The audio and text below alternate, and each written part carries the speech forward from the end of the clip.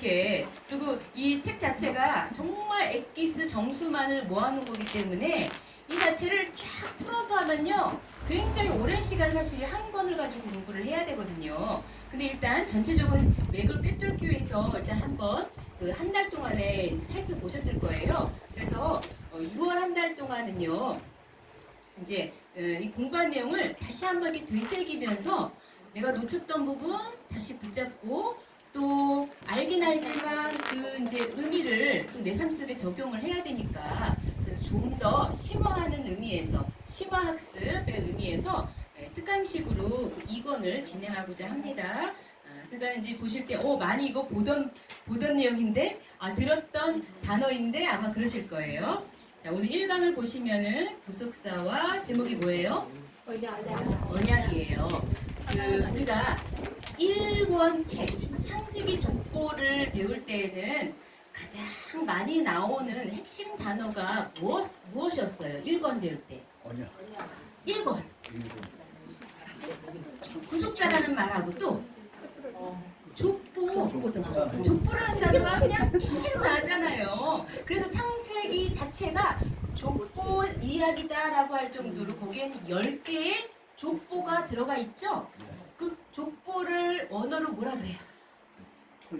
톨레도. 백정이시네 우리 목사님. 기억점에 복습을 하셨나봐요 이 목사님은. 그래서 그 1권을 통해서는요 족보 속에 담겨있는 하나님의 오묘한 섭리가 무엇일까? 그걸 우리가 공부를 한 거예요. 그런데 그 족보를 쫙 이렇게 나열해 볼 때 1대 아담부터 10대 누가 등장했죠? 10대 노아가 등장했어요. 그래서 이렇게 딱딱 떨어지는 숫자들이 있죠? 다 중요하지만 그 중에서도 1대 얼마나 시조니까 얼마나 중요해요? 자, 10대도 중요합니다. 그래서 노아를 통해서 놀라운 구속 역사를 펼치셨어요. 그 다음에 10대에는 누구예요? 아브라함. 그래서 창세기 전체는요 50장 분량이지만 그죠? 창세기는 50장으로 되어 있잖아요. 누구 하나 등장시키려고 지금 이야기가 지금 흘러가고 있었어요? 아브라함. 그래서 그 족보 이렇게 우리가 위에서 아래로 내려가는 족보의 방식을 뭐라 그래요? 무슨 식? 하향식 족보는요 맨 끝사람이 중요해요. 그 맨 끝사람이 아브라함인 거예요. 그래서 하나님이 구속사의 주인공 아주 크게 일할 아브라함을 내가 너희들에게 소개해 줄게 하고서는 이 창세기 전체의 내용이 쫙 흘러갔던 거예요. 이제 아브라함을 통해서 본격적으로 일을 하셔야 되겠죠. 그 내용은 이제 오늘 2권에서부터 다룰 겁니다. 근데 2권에서 제일 많이 나오는 중요한 단어가 있어요. 뭘까요? 언약. 언약이에요, 언약. 언약이 왜 중요하냐? 여러분, 우리가 지금 성경을 배우고 있죠. 성경 전체는 다 언약서예요. 성경을 우리가 이렇게 구분을 할 때 구약, 신약 이렇게 나누죠. 구약은 무슨 말일까요? 옛 언약. 또 신약은요? 새 언약. 그럼 도대체 뭘 언약했을까? 구약은요 하나님께서 메시아가 오실 것이다. 즉 예수님이 오시기까지 그 예수님에 대한 언약이 어떻게 준비되었고 어떻게 그래서 예수님 오시나 하는 것을 담고 있어요. 그리고 신약은 바로 이 예수님이 언약대로 오신 분이야 라는 것을 증거하는 동시에 그 예수님께서 내가 다시 오마 라고 재림을 약속하셨어요. 그러니까는 이 지금 구약 전체는요 예수님 이게 아니었죠? 구약 전체는 이렇게 초림하실 예수님이 오시는 길을 지금 소개해놨단 말이에요. 구약은. 그래서 신약은요 그 언약대로 오신 그 예수님이 이제 등장하셔서 어떠한 일들을 행하셨는가, 이거는 다 언약이에요. 여기 구약 전체의 그 언약에 대한 성취예요. 예수님의 한 걸음 한 걸음 하시는 모든 사건들은 다 언약대로 하신 거예요. 그래서 고린도전서에 보시면요 이런 말씀이 있어요. 예수님께서는 성경대로 이 땅에 오시고 성경대로 일하시고 성경대로 십자가를 죽으셨다. 그러면 그분은 이제 오시는 것도 뭐대로? 성경대로 오시는 거겠죠? 그래서 이제 우리는 다 재림을 준비하면서 그 재림을 향해서 우리도 가야 되는 거예요. 자, 그래서 언약이라는 단어를 우리가 계속 귀에 인이 박히도록 딱지가지도록 계속 들어야 될 텐데요. 그래서 이 성경은요, 이 전체가 다 언약서라고 그랬어요. 그래서 언약에서 언약으로 이어지는 그런 구속사를 기록을 하고 있습니다. 그러면 언약이라고 말할 때는요, 나 혼자 약속해요? 아니죠. 대상이 있겠죠. 그럼 이제 우리가 이 성경에 나오는 언약은 이렇게 생각하시면 돼요. 분명히 그럼 먼저 약속하신 분이 있구나. 그 언약을 제의하시는 분은 누굴까요? 하나님. 인간 약속 여기 얘기해 놓은 게 아니에요. 성경은 하나님의 언약. 하나님이 무엇을 언약하셨을까? 하나님이 제의를 하십니다. 대상 누구에게? 누구에게? 우리에게. 인간들에게. 그렇죠? 인간들에게 그러면 이제 약속을 하시는데, 그러면은 내용 뭘 언약하셨다는 걸까요? 궁극적으로, 물론 수많은 언약들이 있어요. 근데 궁극적으로 뭘 언약하셨을까? 메시아. 또 그 성취의 부분이에요. 오셔서 뭘 하시겠다고요? 오셔서 뭘 주려고? 구원을 주시죠. 그 구원이 말이에요. 이렇게 뭔가 궁극적으로 결과적으로 나타나는 그 모습, 그 구원이 어떤 것으로 나타날까? 물론 이제 병든 사람 낫는 것도 구원일 수 있고요. 그죠? 그리고 여러 가지, 내가 빚을 져서 허덕허덕거리는데 그 빚을 갚아주는 것도 나를 구원하셨다고 할 수가 있잖아요. 그런데 우리의 하나님의 구속사는요, 이 죄 지은 인간들 때문에, 그 죄 때문에 타락하고 죄 때문에 망가진 이 인간을 회복하시는 거잖아요. 그러면 죄와 사망이 완전히 멸해지면 하나님께서 처음부터 약속하신 것이 이루어지는데, 그게 바로 영생이에요. 영생이라고 하는 놀라운 복을 우리에게 주시는 거예요. 이제까지 야, 영생 줄게, 영생 줄게, 영생 줄게. 영생을 누가 줘? 예수님을 통해서 주신다 해갖고, 그 요한복음 5장 39절에 이렇게 말씀하시잖아요. 야, 너희들이 성경에서 영생을 원해서 이렇게 성경을 열심히 상고하는데, 근데 이 성경 전체를 누구를 증거한다? 예수님을 증거한다. 너희들 근데 성경을 그렇게 영생을 얻으려고 열심히 외우다시피 해서 배우고 익히는데 왜 나한테 오지 않느냐? 예수님이 그렇게 말씀하셔요.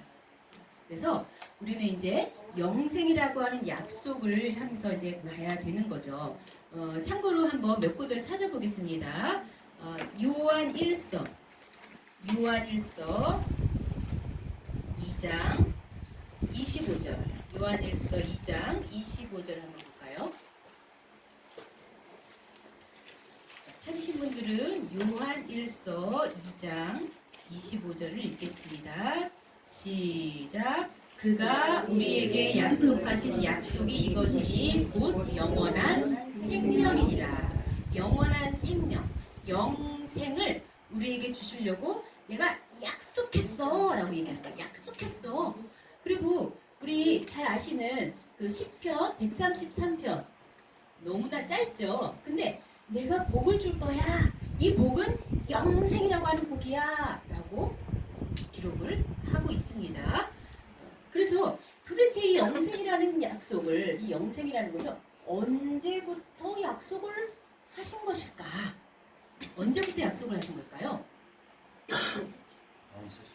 다 말씀 맞죠? 만세전부터, 태초부터, 영원전부터. 그래서 여기 디도서를 보니까는 디도서 1장 2절 말씀에 보시면요, 영원전부터 약속을 하셨다 돼 있습니다. 그래서 우리도 이제 그 영생을 향해서, 그 영생을 얻기 위해서 이렇게 가고 있는 거예요. 우리가 1권 책에서 그랬잖아요. 영생이 그냥 막연한 게 아니라 마치 에녹이 이 땅에서 옮겨져서 죽음을 보지 않고 영원한 세계로 옮겨졌잖아요. 그렇듯이 우리가 예수 믿고 너무 좋아 기뻐하는 이 마음, 심령만의 변화가 아니라 우리의 육까지도, 우리의 영, 혼, 육, 전 인격적으로 바뀌어지는 거예요. 죽지 않고 썩지 않는 그러한 영생의 존재로 바뀌어지는 거예요. 그 방법을 성경에서 제시하고 있으니 이처럼 높고 높은 도가 어디 있겠습니까? 세상에 많은 도를 닦습니다. 그러나 세상에서 뭐 이렇게 잘 먹고 잘 살고 아니면 세상적으로 성공하고 혹은 좀 더 수준을 높여서 세상적으로 도덕적이고 윤리적이고 정말 사람답다 하는 도를 닦지만 가장 최고의 경지의 도는 하나님 말씀이에요. 왜? 우리가 영혼육이 완전히 바뀌어서 영생에 이르는 길을 가르쳐주고 있거든요. 그래서 이것만 따라오시면 우리가 그렇게 된다는 거예요. 근데 그러면 이제 언약의 개념을 한번 보겠습니다. 서론에 보시면 구속사는 언약으로 전개된다 그랬어요. 그래서 언약은 하나님의 구속사를 시대마다 연결시켜주는 뭐와 같다? 고리와 같아요. 자, 하나님이 언약을 하십니다. 그리고 이제 그게 성취가 되는 거예요.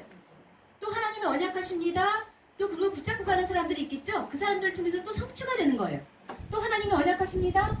또 이렇게 계속 시대마다 하나님의 언약을 주셨고 그걸 붙들고 가는 믿음의 사람들이 있었고 지금까지 오는 거예요.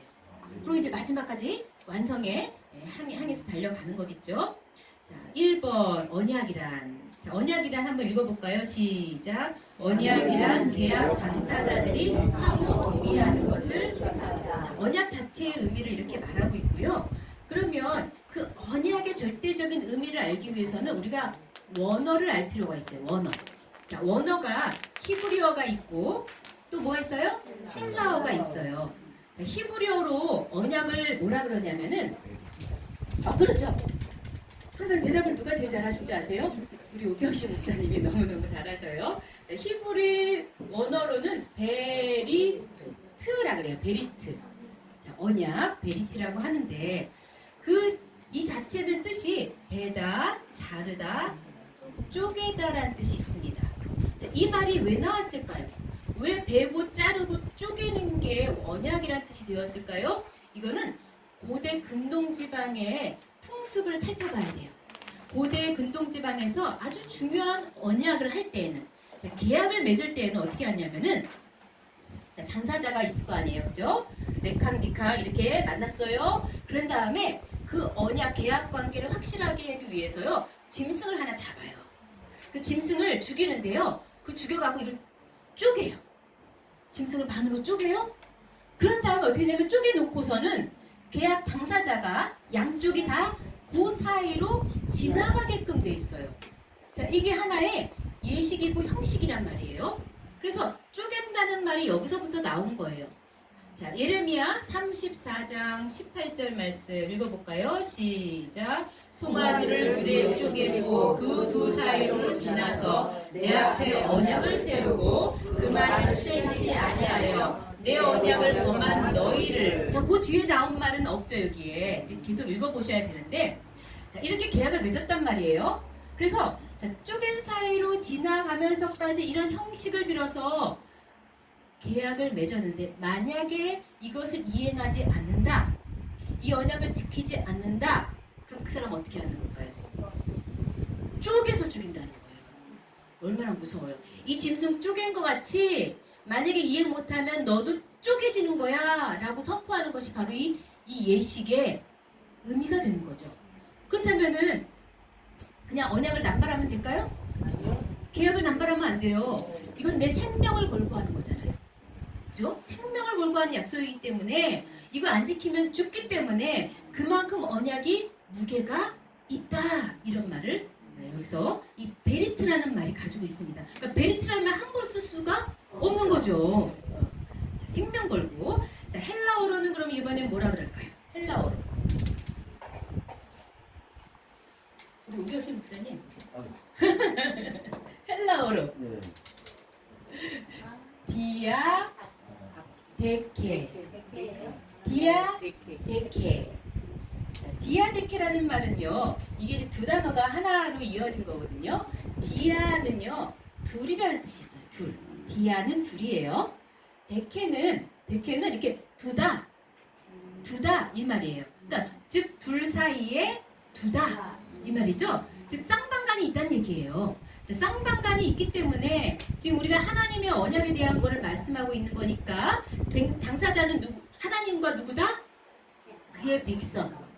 그의 백성. 오늘 나에게 적용시키면 나. 하나님과 나 사이에 지금 디아데케 하는 거예요. 자, 그런데 이 디아데케라는 단어가 때때로 어떻게도 쓰였느냐 했더니 유언이라는 의미로도 사용을 해요. 유언. 자, 유언은 누가 하는 말일까요? 제가 말해놓고 이거 유언이다 그러지는 않죠. 보통 평상시에는. 유언은 죽는 사람이 얘기하는 거예요. 그럼 죽는 사람이 상의하나요? 죽는데 남기잖아요. 일방적으로 남는 가족들한테 야, 거기에 있는 내가 모아둔 그 돈은 여기에다 써라. 예를 들어서 그렇게 말했어요. 이거 유언이죠? 그러면 그걸 듣는 사람들은 아닌데 그거 제가 가지면 안 돼요. 아니면은 아닌데 이거 어디 뭐 하는데 집 짓는데 쓰면 안 돼요. 이럴 수도 있잖아요. 근데 그게 아니에요. 유언은 일방적이에요. 그래서 이것은 하나님의 언약, 디아데케라고 했을 때는 하나님의 언약은 일방적이다. 이걸 지금 강조하는 단어가 되겠죠. 일방적이라는 것은 뭐예요? 주권적이다.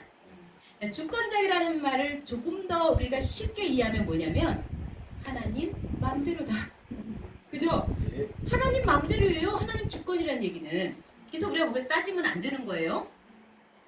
자, 그래서 두 가지 우리가 원어를 배웠고요. 그러면 하나님 언약의 특징은 뭘까요? 자, 특징은 두 가지로 제가 정리를 놨어요. 자, 일방적이고 주권적인 언약이다. 주권적인 언약이다. 밑줄에 쓰시면 되겠죠? 그러면 일방적이고 주권적이라고 할 때는 누가 세우시는 거예요? 하나님이 세우시는 거예요. 그럼 그 언약의 주인은 누구예요? 하나님의 언약이에요. 그러면 내가 이렇게 선포를 했다면 그걸 책임져 주시는 분은 누구예요? 바로 하나님이란 얘기예요. 근데 아니 왜 우리랑 상의하지? 왜 하나님 혼자 하실까? 이렇게 우리가 따질 수도 있겠지요. 근데 인간은요 피조물이에요. 하나님과 아무리 맞짱을 뜨려고 해도 동등해질 수가 없다는 얘기예요. 하나님은 창조주죠. 우리는 피조물이에요. 그러니 감히 하나님과 어떻게 동등합니까? 그러니까는 하나님의 언약이 일방적이다, 주권적이라고 말하는 것은요. 하나님은요. 우리 지금 타락한 인간과 언약을 맺어주는 것만으로 우리는 감사한 거예요. 그죠? 타락한 인간은 언약을 맺을 수 있는 자격을 이미 상실했어요. 여러분, 이 동등이라는 것이 얼마나 중요한지 보세요. 만약에 어느 회사에 큰 기업에 CEO가 있다고 쳐보세요. 그 CEO가 계약을 맺어요. 자, 누가 나왔는 줄 아세요? 유치원 어린애가 나왔어요. 유치원 어린애하고 지금 기업의 대표가 언약 계약을 지금 맺을 수 있어요? 안 되죠. 이 애는 아예 자격이 안 되는 거예요. 네? 그리고 아무리 이렇게 했다고 하자 이 애가 그걸 책임질 수 있어요? 안 되죠. 그러니까 우리가 뭔가 중요한 거를 결정하거나 이렇게 법적으로 할 때에는 항상 조건이 미성년자는 안 되는 거예요. 그렇죠? 성인, 법적인 성인이 돼야지 어떤 것든 효력이 있는 거예요. 그래서 하나님의 일방적이고 주권적인 언약이라고 해서 우리가 따지고 우리가 뭐라고 할 수 있는 것이 아닙니다. 그렇지만 우리가 믿을 수 있는 건 뭐냐? 이 언약의 시작이 항상 하나님이지만은 그것이 이건 불공평해, 우리 너무 이거 싫어, 억울해 라고 할 필요가 없어요. 왜냐? 그 마음은 항상 타락한 인간을 구원하시고자 하는 것이 목적이기 때문에 그래요. 그리고 그 시작은 항상 뭐에서 출발했느냐? 사랑에서 출발했기 때문이에요. 하나님이 먼저 사랑해서 우리를 택하셨고 우리에게 언약을 주셨고 그걸 이끌어가고 계시는 거예요. 그 사랑이라는 걸 알기 때문에 우리가 잠시 이 언약을 우리가 함께 가느라고 허덕허덕 너무 힘든 것 같지만 우리는 걱정할 필요가 없어요. 그 큰 사랑으로 우리를 이끌어 가시는구나 한번 알기 때문에 절대 우리는 불안해할 필요가 없어요. 자, 우리 요한일서 4장 10절을 한번 보겠습니다. 요한일서 4장 10절 보시면은 사랑은 여기 있으니 우리가 하나님을 사랑한 것이 아니요 오직 하나님이 우리를 사랑하사 우리 죄를 위하여 화목제로 그 아들을 보내셨음이니라 그랬고요. 자, 19절은 같이 읽어보겠습니다. 19절 시작. 우리가 사랑함은 그가 먼저 우리를 사랑하셨습니다. 우리를 먼저. 자, 그래서 하나님의 언약은요. 자, 거기 교환에 있는 것처럼 언약은 하나님이 명하신 것이다, 세우신 것이다, 주신 것이다 이렇게 표현을 하고 있고요. 그 하나님의 언약이기 때문에 항상 내 언약이라고 표현하고 있어요. 거기 출애굽기 19장 5절에 나오죠. 내 언약이라고 나와 있어요. 그러면 하나님의 그 언약을 내가 받아들이고 함께 갈 때에는 나는 뭐라고 불리움받을 수 있느냐? 언약 백성. 얼마나 소중하고 아름다운 이름인지 몰라요. 언약 백성. 내가 언약 백성이 되는 겁니다. 자, 하나님의 언약의 특징 두 번째입니다. 거기 밑줄에 들어갈 말이 뭘까요? 영원한 언약. 그렇죠? 영원한 언약. 영원한 언약이라는 것은요, 그 효력이 영원하다는 거예요. 그리고 영원할 수 있는 것은요, 영원하신 하나님이 맺었기 때문에 영원한 거예요. 영원하신 하나님. 뭔가 유효기간이 있는 게 아니에요. 그거 이스라엘 백성에게 있으니까 나하고는 상관없네가 아니라 영원하신 하나님을 붙들고 있는 나에게도 해당이 되는 거죠. 그리고 영원한 언약이라고 말할 수 있는 이유는요. 영원한 말씀으로 언약을 했기 때문에 그래요. 영원한 말씀으로 맺었기 때문에. 그래서 시편에 보시면요. 시편 105편 8절, 9절, 10절 이렇게 쭉 연달아 있죠. 거기 보면 그 언약 곧 뭐라고 돼 있어요? 천대 명하신 말씀이라고 하고 있어요. 그죠? 말씀. 언약은 곧 뭐다? 말씀이다. 말씀. 그럼 천대라고 해서 우리가 지금부터 헤아릴 거예요. 천대는 그 상징적인 의미가 있는 거예요. 천대를 갖다가 어떻게 몇 년이라고 규정 지을 수 있어요? 천대는 영원하다는 거예요. 옛날에 뭐 이렇게 가장 그 축복을 기원할 때 천세수를 하옵소서, 만세수를 하옵소서 그러죠? 네. 딱 1000년만 살고 죽어라가 아니라 거기 때는 영원히 살으라고 하는 의미가 담겨 있습니다. 그래서 이 언약은요, 영원하다는 것은 과거로 끝난 죽은 언약이 아니라 바로 현재 오늘날도 살아있는 언약이다는 것을 기억하시기 바랍니다. 자, 이번에 세 번째로 언약의 종류를 볼 텐데요. 좀 이 단어 자체가 굉장히 딱딱해요. 그래서 요거를 이제 보통 그 모든 그 구속사 시리즈 책 처음에는요 개념 설명이 들어가거든요. 개념 설명이 잘 돼 있어야 그 뒤에 나오는 맥락을 조금 이해할 수가 있어요. 그래서 우리가 첫 번째 그 창세기 족보를 공부할 때도 처음에는 이 개념 설명부터 먼저 했어요. 경륜이 도대체 뭐냐, 섭리가 뭐냐, 작정이 뭐냐 그랬잖아요. 자, 여기서는 그 언약의 종류를 조금 머릿속에다가 정리해 놓을 필요가 있습니다. 근데 언약의 종류가 지금 몇 가지예요? 아니 여기 보세요. 여기 써놓은 거. 언약의 그 종류를 말할 때. 종류를 말할 때는 세 가지죠? 뭐? 그렇죠. 여기 세 가지 적어놨죠? 행위 언약, 또 구속 언약, 그리고 은혜 언약이 있어요. 자, 이 단어만 가지고 뭔지 아시겠어요? 대충 짐작은 가시죠? 그리고 이제 공부를 했는데 우리가 정확하게 정리를 해볼게요. 일단 행위 언약은 항상 쌍방간이라 그랬으니까 하나님하고 누구랑 있을까요? 얼버무리지 마시고 아담이라고 써놓으셨어요 이미. 하나님하고 아담하고. 근데 여기서 아담이라고 할 때는 왜 우리랑도 상관이 있냐면 아담은 전 인류의 대표기 때문에 그래요. 아담은 마치 우리 반의 반장처럼 선생님하고 반장하고 이렇게 하는 거예요. 그리고 그 반장 대표 속에 우리도 다 들어가 있잖아요, 학생들이. 그죠? 네. 그래서 아담과 맺은 언약인데, 그러면 여기 이제 말을 풀어보시면 돼요. 행위 언약, 즉 행위 여하에 따라서 이렇게도 되고 저렇게도 되는 거예요.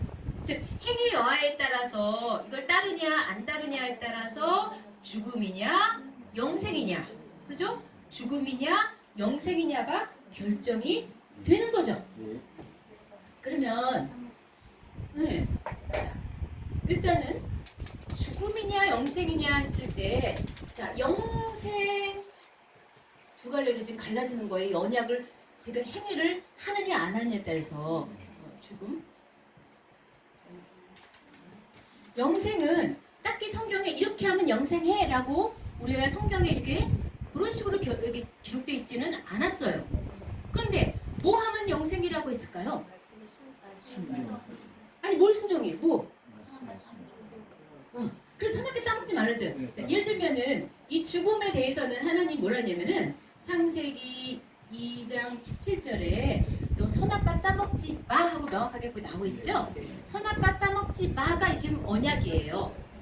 먹으면 죽어 그랬어요. 먹으면 죽어요. 그죠? 이거는 선악과라는 것으로 지금 나타나고 있는 거죠. 그러면 반대로 뭐 하면 살아. 그것도 영원히 살아. 따먹지 않으면 따먹지만 않는다고 되는 건 아니에요. 뭘 먹어? 궁극적으로 원하시는 거 뭘 먹기 원했을까요? 하나님이?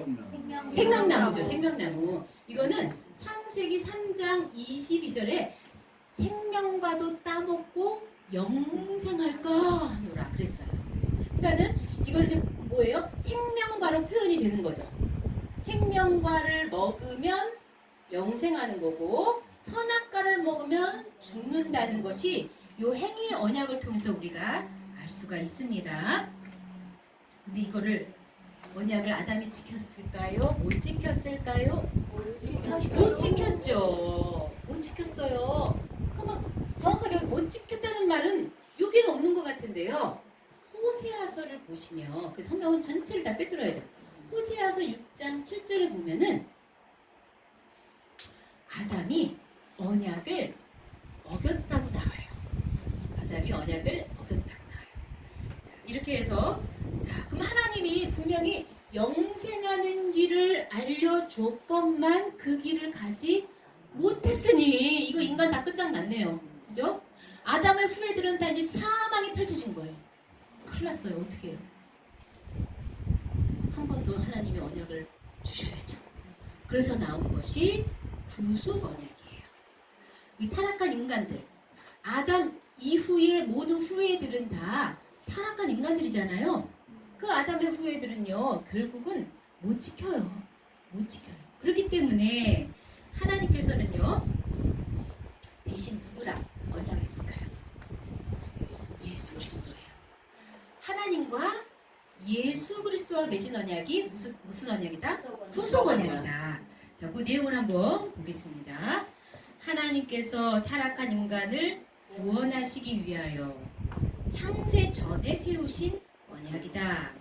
아담이 지키지 못한 행위 언약을 성자 예수님께서 지키도록 하신 것이다. 그 지키도록 앞에다가요 명확하게 하기 위해서 대신이라고 쓰세요. 대신 지키도록. 그죠? 우리 인간은 못했으니까 예수님께서 대신 지키도록 하신 거예요.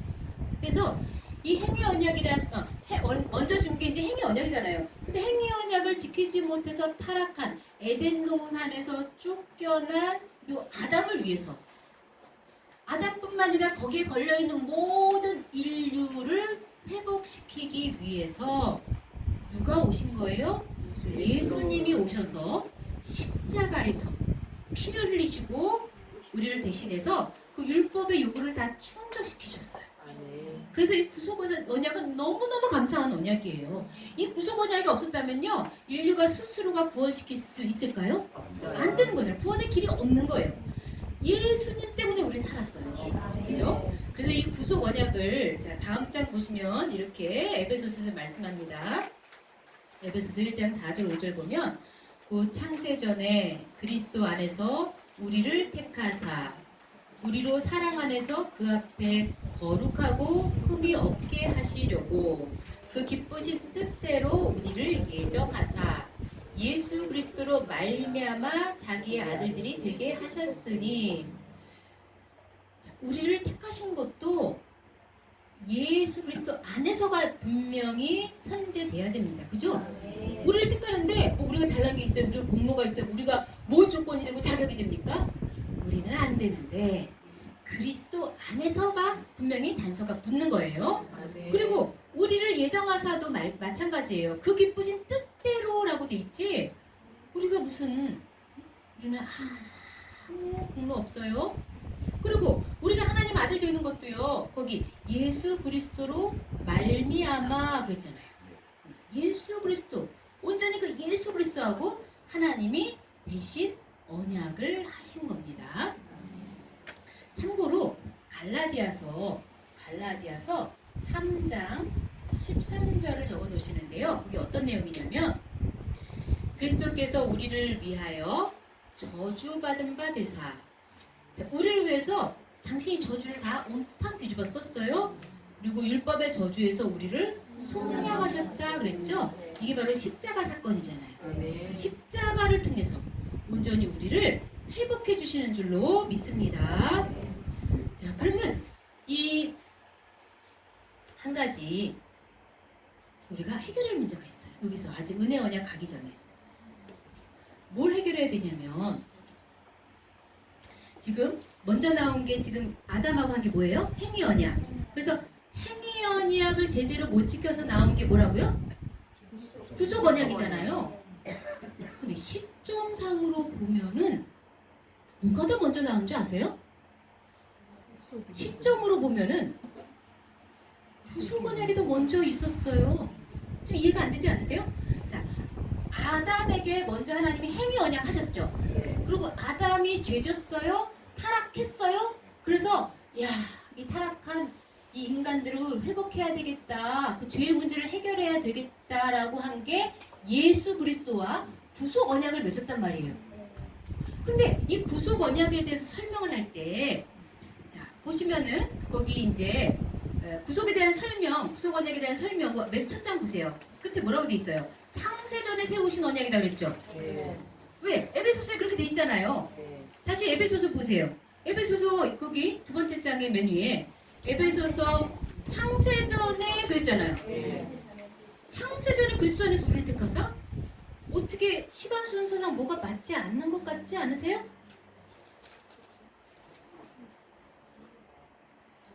이론상으로는 행위 언약 주시고 그 다음에 사람 아담이 실패해서 구속 언약이 나왔다 그래놓고 근데 구속 언약의 시점은 창세전에 벌써 주셨대요.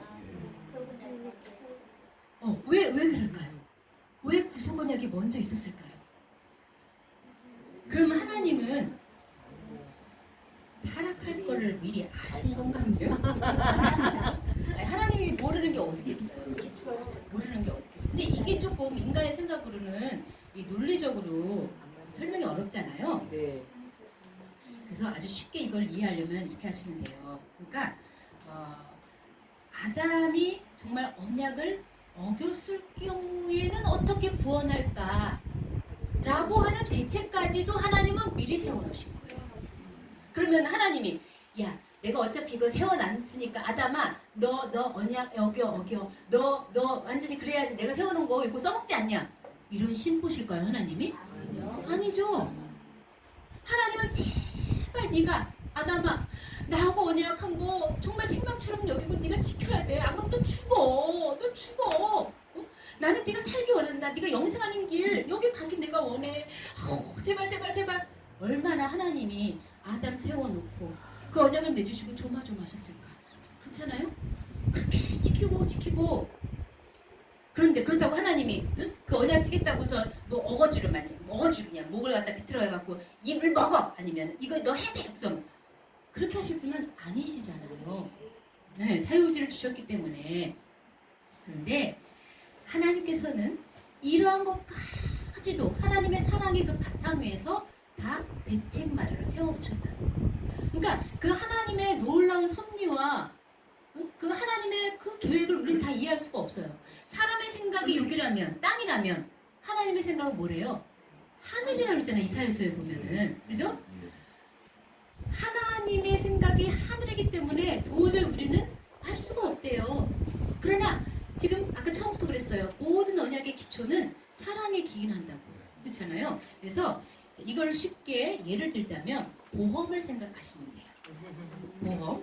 보험은 사고 나라고 보험 드나요? 아니요. 내가 보험 들 때는 사고 나라! 이러고 드는 게 아니죠. 사고 안 났으면 좋겠는 마음으로 들어요. 그러나 혹시 사고가 났더라도 구제받을 수 있는 길이 있으면 얼마나 마음이 편하겠어요. 그죠? 그래서 보험 드는 거예요. 하나님은 마치 우리 연약한 인간들을 위해서 보험을 든 것처럼 미리 구속 언약이라고 하는 대책을 세워놓으셨다고 보면 돼요. 그러니까 딱 준비하고 있다가 아이고 아담아 너 왜 그랬냐. 그렇지만 걱정하지 마. 어? 내가 다 대책을 마련해놨어. 하고서는 하나님께서 이렇게 구속 언약을 제시해 주시는 거죠. 자, 세 번째 보면 은혜 언약입니다. 이제 다시금 이 구속 언약에 기초해서 하나님이 다시 우리 인간하고 언약 맺을 수가 있게 됐어요. 원래는 다 깨져서 너하고는 다시는 내가 언약 안 해. 하나님이 사실 이렇게 해야 되는 건데 그런데 누구 때문에 이제 하나님이 우리랑 언약해요? 예수 그리스도 때문에.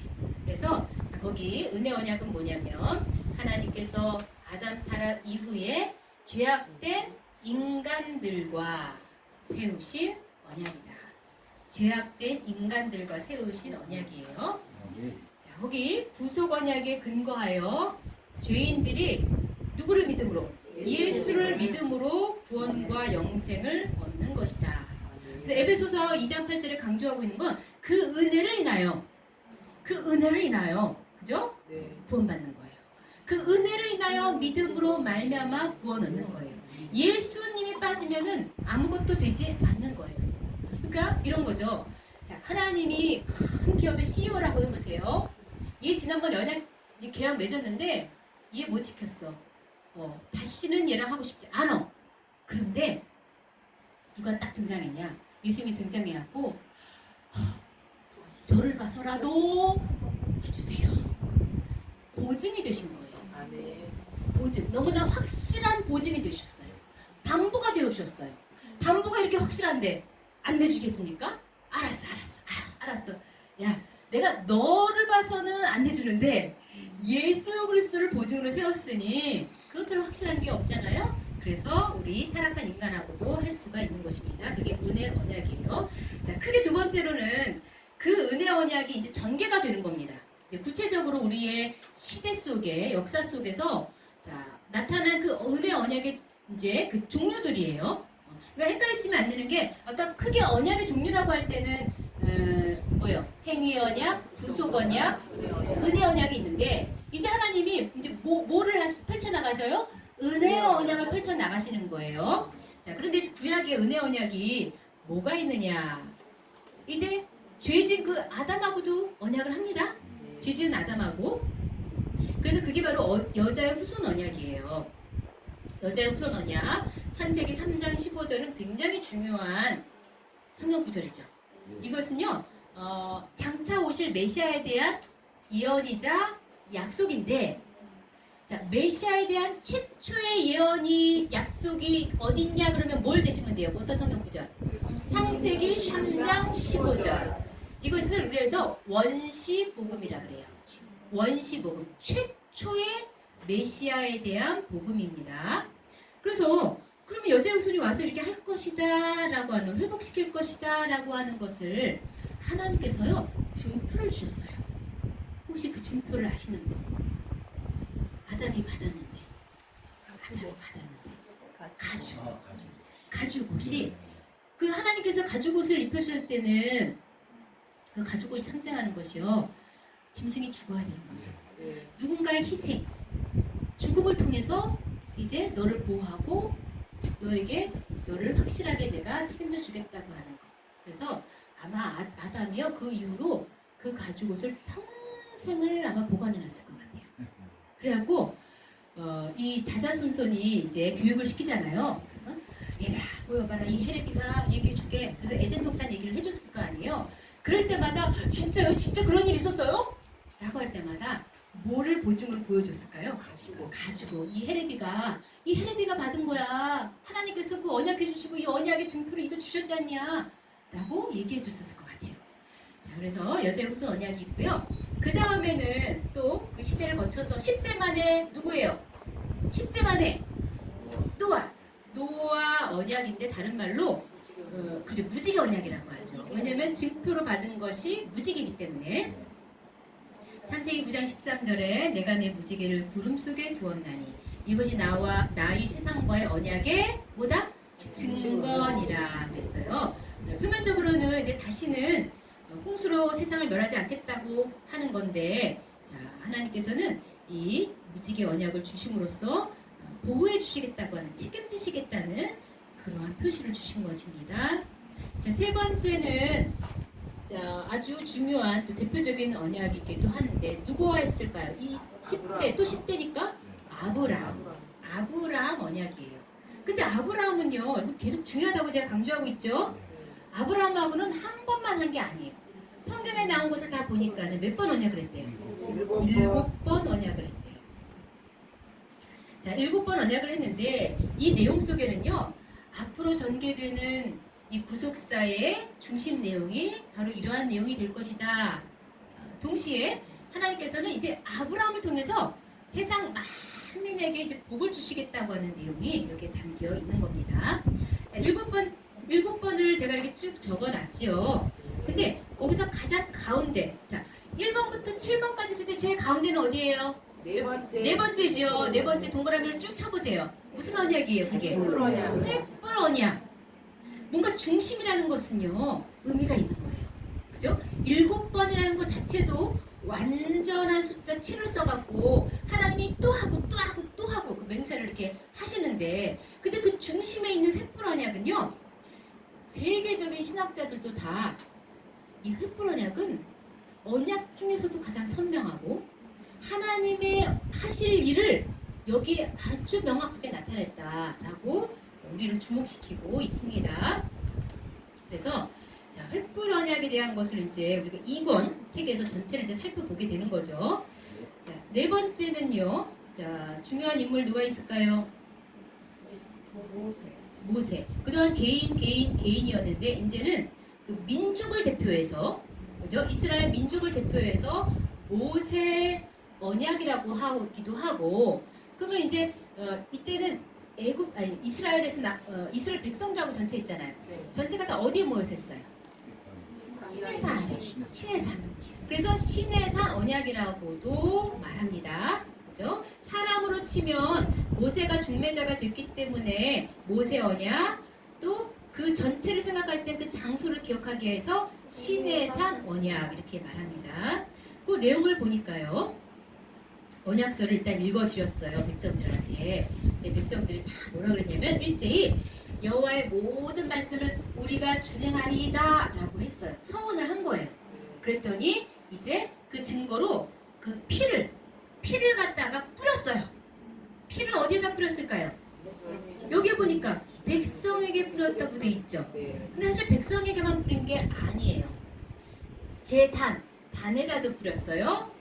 그리고 언약서에도 뿌렸어요. 근데 구약에는 언약서에 뿌렸단 말이 안 나오는데 성경을 1800번 이상 읽으신 이 구속사의 저자이신 분이요, 어떻게 찾아냈냐면 히브리서에서 찾아내신 거예요. 그거를 구약에는 안 나오는데 히브리서 9장 19절 보시면요, 히브리서 9장 19절에 바로 이 언약서에도 피를 뿌렸다는 내용이 나옵니다. 자, 다섯 번째, 누구하고 언약했을까요? 중요한 사람, 다윗 언약. 그러니까 지금 시대별로 계속 이어지고 있죠? 네. 그 다음에 여섯 번째, 예레미야의 새 언약. 이제까지 하고는 조금 구별되는 게, 기존의 언약은요, 제물이라든가 혹은 언약서를 통해서 이렇게 그걸 이제 증거했어요. 근데 이번에는 그 언약 자체를 어디에다 새긴대요? 마음에다가 새긴대요. 마음에. 그리고 이것은 영의 역사예요. 왜? 새 영을 불어넣어 주시고 새 마음을 주신다 그랬기 때문에. 그래서 거기 보면 나의 법을 그들의 속에 두며 그 마음에 기록하여 그랬습니다. 자, 그러면 이제 한 눈으로 볼 수 있게 구속사와 은혜 언약을 쭉 나열을 해놨죠. 눈으로 한번 보세요. 여자의 우선 언약, 노아 언약, 그다음에 아브라함 언약, 그다음에 모세 언약, 다윗 언약, 예레미야의 새 언약. 자, 마지막 장입니다. 언약의 성취. 언약의 성취. 자, 언약은 반드시 뭐가 된다? 성취가 된다. 언약 말만 띡 해놓고 안 이루어지면 아무것도 아니죠. 그거는 언약은 성취되는 데 의의가 있는 거예요. 성취돼야만 그게 확실한 거고, 그리고 하나님의 언약은 반드시 뭐한다? 성취가 됩니다. 그런데 자, 그래서 구속사는 이 언약을 통해서 이렇게 이어져 가고 있다는 것은 뭐냐면, 하나님은 그 언약을 뭐하냐? 기억을 하신다는 거예요. 하나님은 그 언약을 뭐 하신다? 기억하신다. 자, 거기 성경 구절을 한번 보세요. 자, 출애굽기 2장 24, 25. 자, 읽어볼까요? 시작. 하나님이 그 우통소리를 들으시고 아브라함과 이삭과 야곱에게 세운 그 언약을 기억하사 이스라엘 자손을 권면하셨더라. 하나님이 어떤 일을 행하실 때, 특별히 여기는 지금 출애굽 사건이죠. 출애굽이라고 하는 이 어마어마한 대역사를 펼치실 때 하나님이 그 시작점을 뭐라고 했냐? 내가 언약을 기억해서 하는 거야 라고 하시는 거예요. 그래서 자, 이러한 일이 있고, 출애굽기 6장 5절도 읽어볼까요? 시작. 이제 애굽 사람이 조를 삼은 이스라엘 자손의 시름을 듣고 나의 언약을 기억하노라. 그러니까 하나님이 기억하지 않으면 누가 그걸 기억하겠으면 누가 이걸 이루겠어요. 근데요, 안타깝게도 우리는 다 잊어버려. 어쩜 이렇게 잘 잊어버리죠? 그죠? 그래서 그 이권책이 제목이 뭐예요? 잊어버렸던 만남. 누구하고 만나야 되는 거예요? 하나님하고 만나야 되는데 잊어버리고 있었어.